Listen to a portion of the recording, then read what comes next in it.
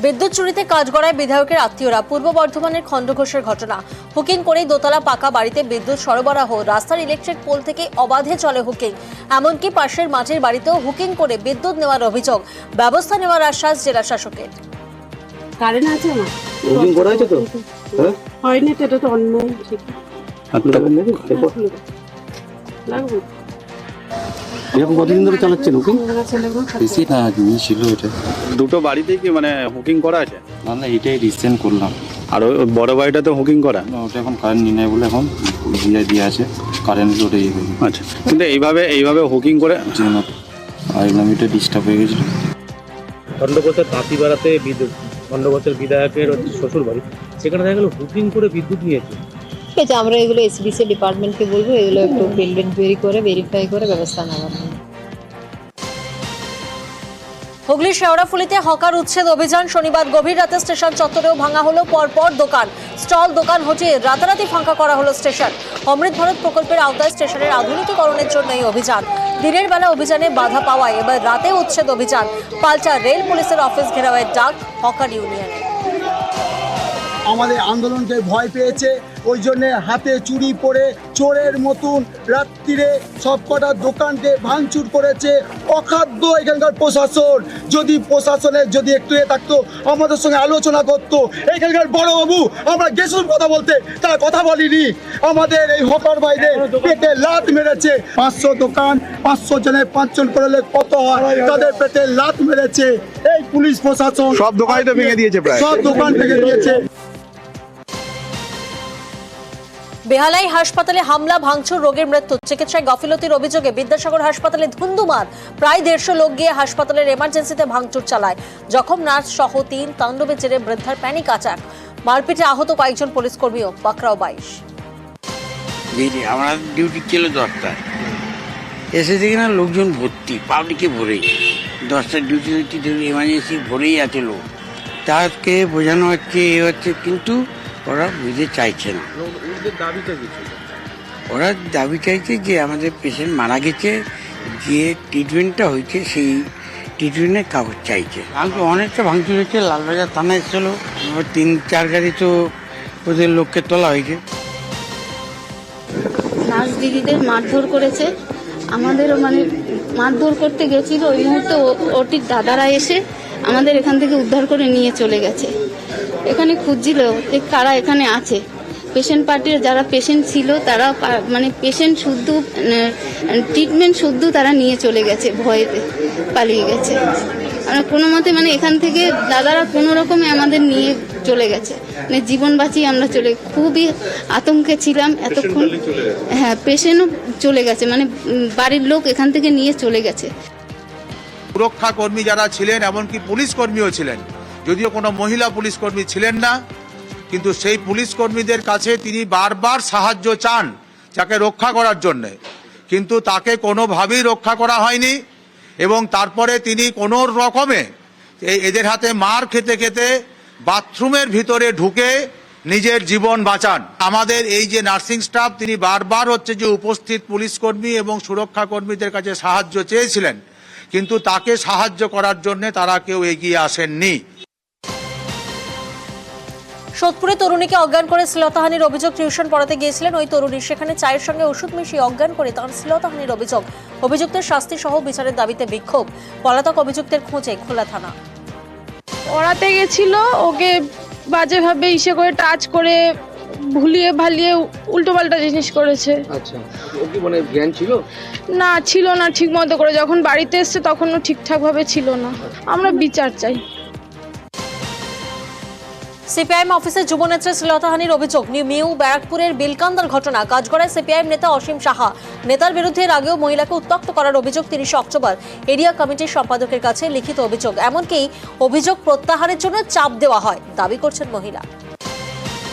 উনি আমাকে অশ্লীল মানে ভাষায় কথা বলতো, তারপর অশ্লীল সব ছবি দেওয়ার জন্য ইসে করতো, মন্তব্য করতো। কার ছবি? আপনার? আমার ছবি। ব্যারাকপুরে একটা ক্যাফেতে গেছি, ক্যাফেতে গিয়ে উনি তখন ওখানে অশ্লীল আমার সাথে আচরণ করা শুরু করে। তখন আমি ওখান থেকে পালিয়ে চলে আসি।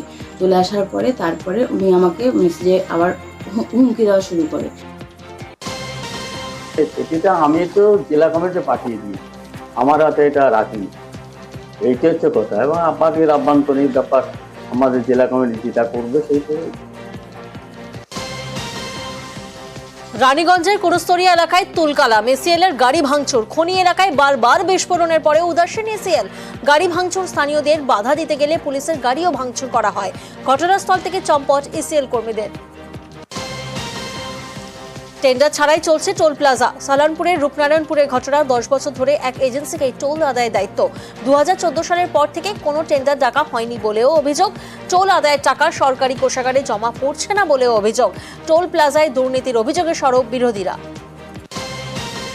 যে টেন্ডার নিয়েছে সে কিন্তু অনেক টাকা বাকি, বারবার নোটিশ করেও আদায় করতে পারেনি, অথচ তার নামেই চলছে।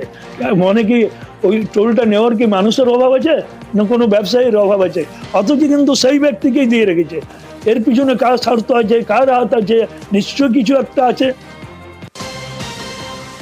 তৃণমূল মানেই হচ্ছে যেটা নিয়ম, সেই নিয়মটাকে না ফলো করা, সেই নিয়মটাকে ভেঙে তার মতো করে চলা, এটাই তো হচ্ছে তৃণমূল।